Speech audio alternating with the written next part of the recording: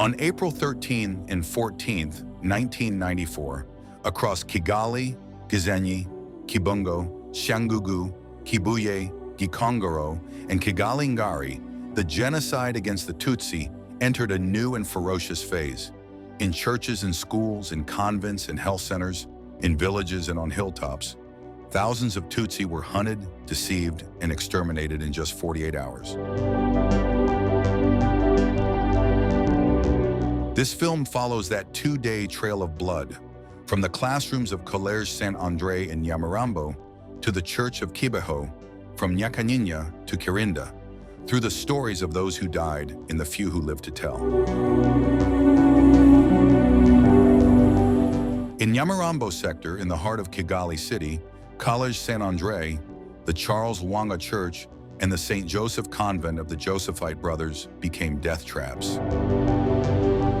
Tutsi came here from Butamwa, Nyamirambo, Nyakabanda, Rwesamenyo, Kabusunsu, and Biryogo. They believed the spaces of faith and learning that once sheltered them would again provide refuge. Survivors say more than 2,000 Tutsi crowded into these buildings. First the church, then the college, and finally the convent, where the Josephite brothers tried to shield them. The killers moved in stages. They wiped out those at Saint André and Charles Lwanga, then marched on Saint Joseph, accusing the brothers of protecting the enemy. They killed the Tutsi and murdered the brothers who refused to betray them. When the guns fell silent, bodies lay piled on top of each other, a mountain of the dead at the heart of Nyamirambo. In nearby Kanyinya in Nyarugenge commune, Tutsi from the sector and from Jali in today's Gasabo district were given a promise: assemble and you will be protected. On April 13, once he had gathered everyone he could, Zabamwita said he would take them to a hidden valley called Kana, unknown to the Interahamwe. They were told to wait for supplies, but that night it was not food that arrived, it was the Interahamwe. Traditional weapons did the killing. Rifles cut down anyone who tried to escape. Almost everyone died. Only 4 children lived, lying still among the bodies of their parents, covered in blood, pretending to be dead. In Bumbogo sector, in Kazuzu cell, Tutsi refused to go quietly. On April 7th, the day after the president's death, Interahamwe blew whistles, the signal to begin the killing. But on Nkazuzu Hill, the Tutsi fought back. For days the hill held. Using only stones and spears, they pushed back repeated attacks. On April 13th, soldiers loyal to the regime joined the militiamen. What stones and courage could resist for days? Bullets destroyed in a few hours. It became the most deadly day for the defenders of Nkuzuzu. A handful of survivors reached Gishaka Parish.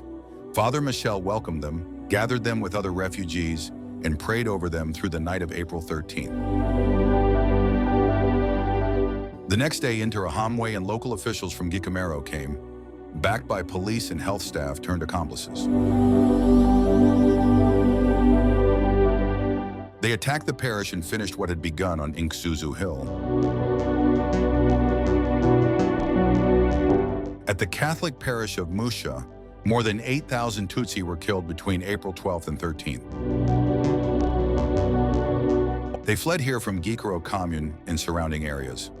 Leading the killers were Burgmester and Interahamwe leader Bisengimana Paul, the commune driver Mukemba, and youth organizer Makombe.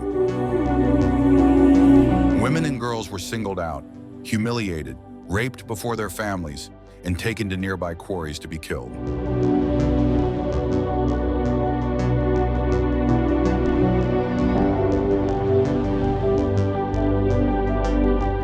In the former Kibirira commune in Gisenyi Prefecture, the road to April 1994 was paved with earlier massacres.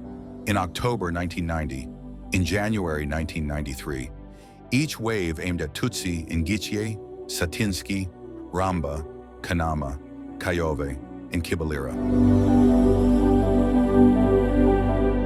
At Muhororo Hospital, patients, staff, and religious were killed. Some Tutsi were locked inside the IGA training center near Gatumba. Their killers tried to burn them alive, but the prisoners broke windows and escaped, if only for a moment. Meetings to plan these killings were held in commune offices, party headquarters, inspectors' offices, and even at a bar called Itusa. The genocide of April 13th was not born in one night. It was rehearsed here. In Maruru sector at Nyakanyanya, a school and a Catholic chapel had sheltered Tutsi since 1959. In 1994, people came again, hoping history would repeat itself. Around 800 Tutsi gathered, identified and marked. Their cattle were seized by local officials, Councillor Harerimana Jean Bosco, Sendige, and their allies. From a place called Hangari, Interahamwe, from Maruru, Nyakanyanya, and Miko joined gendarmes and moved in. They used grenades, guns, and traditional weapons. When fire and smoke failed to flush out enough victims, the attackers turned to something else. Bees. Swarm of bees pours in through roof gaps. Screams. People run out into waiting machetes. Women and children who stayed in the chapel were burned alive.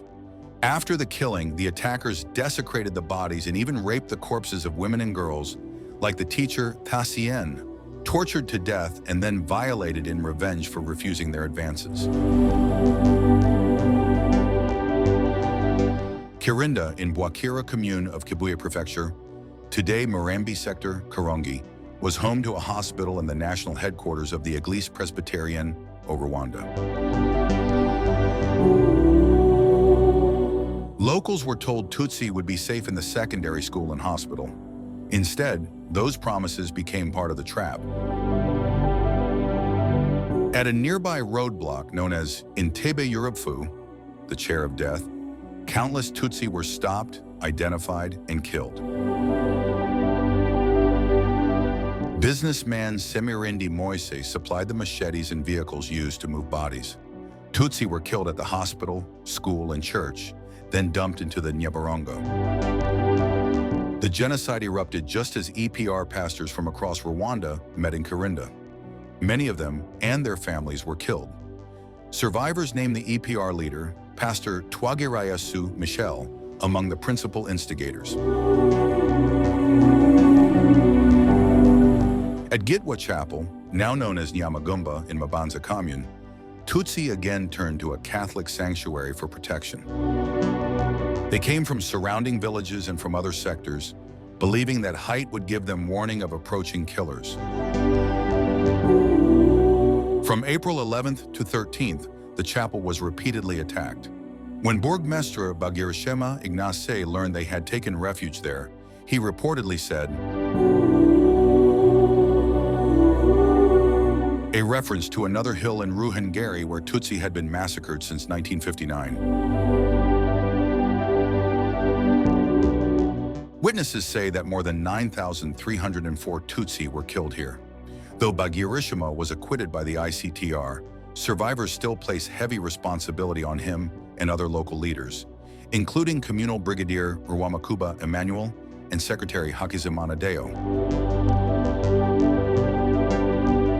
On April 13, in Kinyamakara commune in Gikongoro, Tutsi from the town and nearby hills were herded into the commune offices, Umbogo Primary School, and the slopes of Umbogo Hill. Burgmestre Munyaneza Charles called in soldiers and gendarmes, including Colonel Aloy Simba. They fired into the crowds while Interahamwe used machetes, clubs, and hoes. Nearly 3,000 Tutsi were killed here in a single day. Teachers, police, youth leaders, those entrusted with shaping and protecting the community, became coordinators of its destruction. In Muhima, beneath the old Nyarugenge prison, Tutsi from Umwezi village were rounded up between April 13th and 14th and taken to a place known simply as Escalier. Here they were killed with machetes, shot, or had their heads crushed against the asphalt. Bodies were piled by the roadside. To this day, families still do not know where most of those bodies were taken. They have no graves to visit, no place to lay flowers. In Nangkamangwasel and Kayonsa, the killers used another method. They told children they were going to school. Instead, they marched them to the shore of Lake Mahazi. More than 136 children from Muniginya sector and many others were thrown into the lake. The water ripples, then goes still. On April 14th in Maharasho, Nyamagabe, Interahamwe and gendarmes called by Rukondo Burgmestre Hategekimana Didash began a new wave of killings. More than 37 Tutsi who sought refuge there were murdered. The killers included political leaders, teachers, school inspectors, men whose names are still remembered: Munyambuga Jean-Baptiste, Twagira Mungu John, Kagambura Martin, Munyandinda Joel, and others. At Mata Tea Factory, also in Nyamagabe, at least 380 Tutsi were killed on the same day. Factories, schools, churches, homes. The genocide turned every institution into a potential killing ground. In Gadi sector, Ramagana, MRND leader Rutagengwa Jean-Marie Vianney incited residents to kill their Tutsi neighbors. He gave permission to inspect the head of Conchessa Mukandori. They decapitated her and cut into her skull while her husband, Rabukami, was killed beside her. In Birambo, Karongi, more than 5,000 Tutsi who had sought safety in the school of the Benebikira sisters were murdered by Interahamwe, soldiers, and gendarmes under Burgmestre Kabasha Tharsisa. Bodies were burned with gasoline, and heavy machinery dug mass graves near the school and at Uramuri. Traders' vehicles carried the dead like cargo. At Kibeho, in Nyaruguru, the scale was even larger. On April 14th, more than 25,000 Tutsi, who had resisted a previous attack 2 days earlier, were attacked again. Superfet Biniga Damien helped mobilize gendarmes in Interahamwe from Mata, Ruramba, Mutasomwa, and beyond. Guns and grenades did what machetes alone could not. In the slaughter that followed, entire families disappeared. Priests and educators such as Father Emmanuel Uwayesu of Groupe Scolaire, Marie Merci, and others stand accused in testimonies as having taken part or incited the killings. After the massacre, Father Pierre Ngoga tried to lead survivors toward Burundi. He was murdered in Butare, betrayed by a fellow priest, Father Anaclet Sebahinde. In Muniginya sector at Sai, where power lines crossed the district, Tutsi believed army guards would protect them. More than 100 were killed there. Those who remained were slaughtered on the night of April 14th, with the help of the same soldiers they had trusted. At Kibungo Hospital on April 14th, Interahamwe pulled Tutsi from wards, especially mothers from the maternity unit, and lined them up under a tree at a place called Mudaha. They counted them, then left, only to return hours later with grenades. The same pattern unfolded at Birenga Commune and the Economat. On April 21st, RPF Inkutani troops reached the hospital and found a handful of survivors. They brought more wounded and traumatized Tutsi to Kibungo to treat them in a place that had become, for days, a site of murder. April 13th and 14th, 1994, were 2 days in 100. Yet they claimed tens of thousands of lives.